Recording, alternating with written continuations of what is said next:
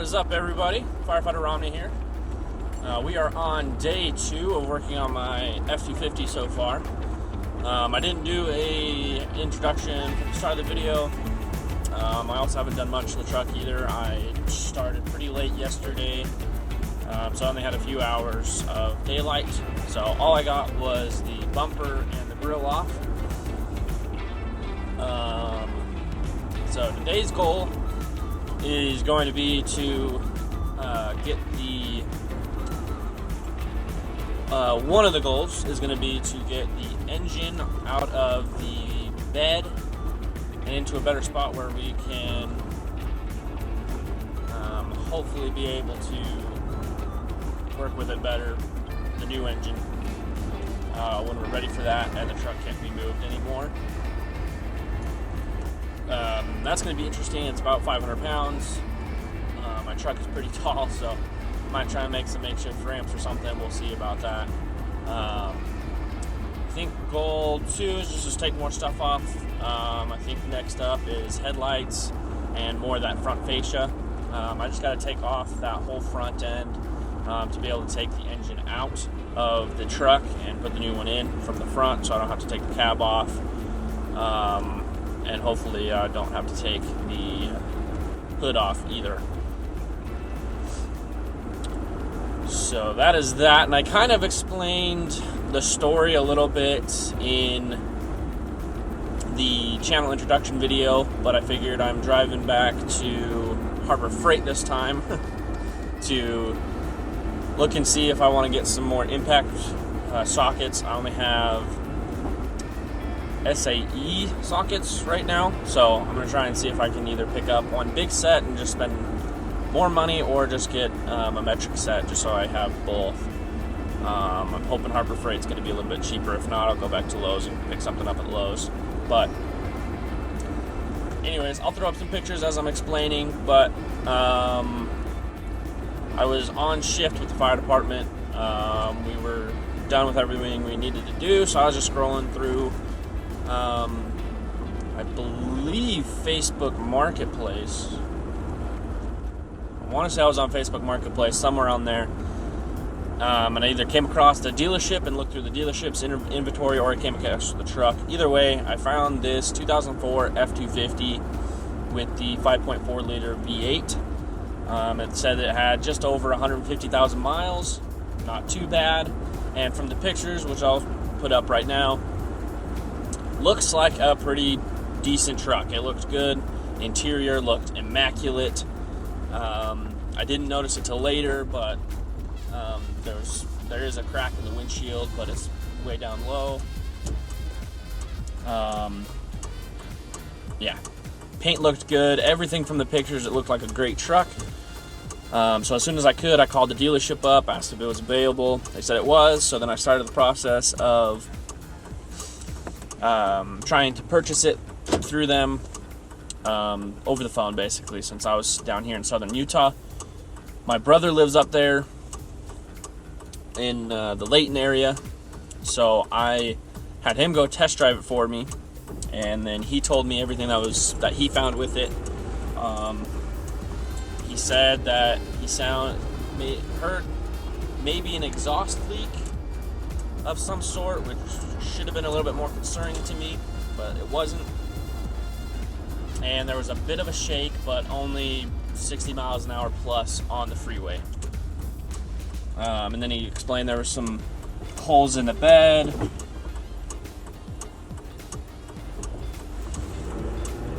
Sorry, I'm driving. Holes in the bed. There was like 4 holes in the dash for maybe a GPS unit or something. Nothing concerning. He did say that it had the crack in the windshield. Honestly, stuff that I wasn't too concerned about. I tried to do as much research as I could on the shake, and I thought the worst it was going to be was maybe a drive shaft is unbalanced or something broken on the drive shaft, and maybe misfires. But I've had misfires on the Vic before, but it's always just been either spark plugs or coils, but it's usually been the coils. So I was thinking it was just going to be a misfire. I'd throw in some coils, have a perfect truck, be a great day. Working with my bank, I got it all approved. I was able to get the loan for it, and unfortunately, yes, I did get it on a loan. Altogether about 10 grand, and I put about 2 grand down, which I had to for my bank because I'm a first-time buyer for a vehicle loan.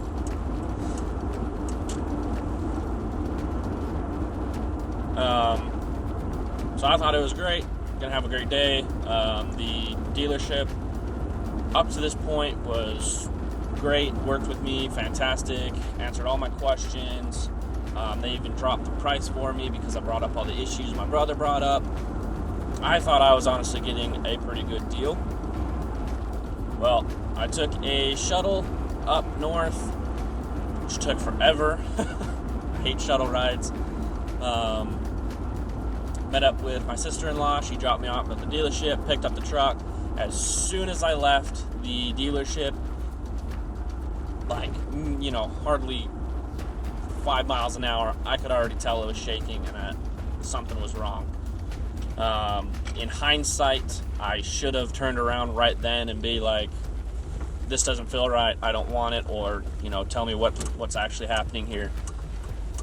But me being young and inexperienced, I didn't. I just drove off, went to dinner with my sister-in-law and her family. And then I decided to stop at an O'Reilly's because the dealership was closed at that point because I picked it up pretty late because I had to drive shuttle all the way up to northern Utah, and that took pretty much the whole day. And I put a OBD2 scanner on the truck. At this point, mind you, I did not have any lights on the truck. It just shook. It was a very violent, weird shake that I knew something just wasn't right at all. But I had no engine light, nothing at this point. When I put on the scanner, it immediately popped up with 2 misfires and both system banks lean for the engine that were stored codes, which means the dealership to sell the truck just went in, knew there was an issue, knew it was misfiring, but just cleared the codes so that nobody would know the codes were there or that it didn't have an engine light, so they could get it sold. So me thinking back to what I was thinking the issues could have been, I just bought coils and plugs.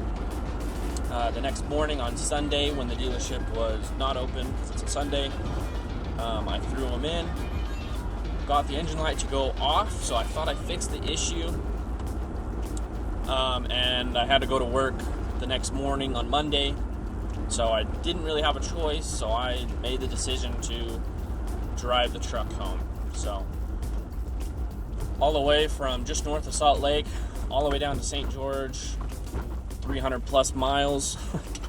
Ran horrible the whole way down.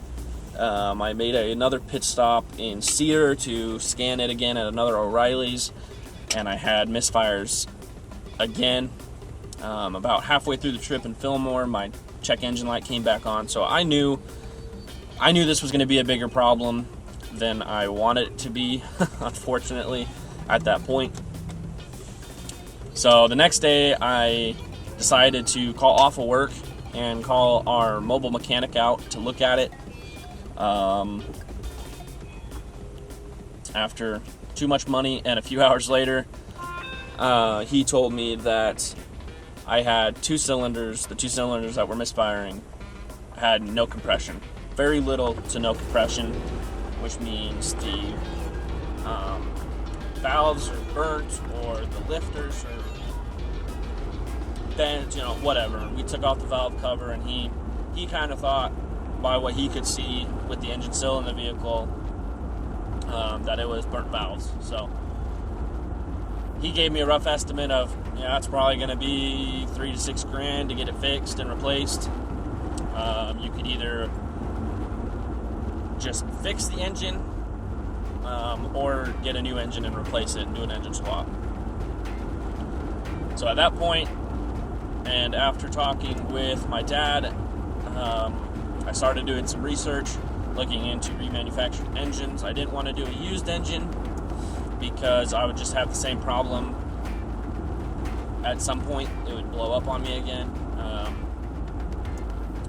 Just because you never know how those engines were maintained, and that's the bigger problem. Everybody bags on Ford, and everybody bags on every vehicle that they, each brand. They all have their issues. I used to be worse about it myself. I used to hate Chevy, but at the end of the day, every brand has their issues, and it just is what it is. But my philosophy has always been, each brand is always a good brand as long as you take care of it and maintain it. And the big problem with some of these Super Duties and these engines that always had problems back in the day, they did have some flaws. They weren't perfect engines. Nothing is perfect in my opinion. So, but the biggest killer of these engines, and I think the reason why mine died so early at only 150,000 miles, is poor maintenance. Looking at the Carfax, it did have maintenance records on the Carfax, but if I remember correctly, I think it was a rental vehicle at one point and changed hands a few times and went to auction a few times. So I think it just died via poor maintenance between being a rental vehicle and being sold multiple times. So unfortunately, I think it just was just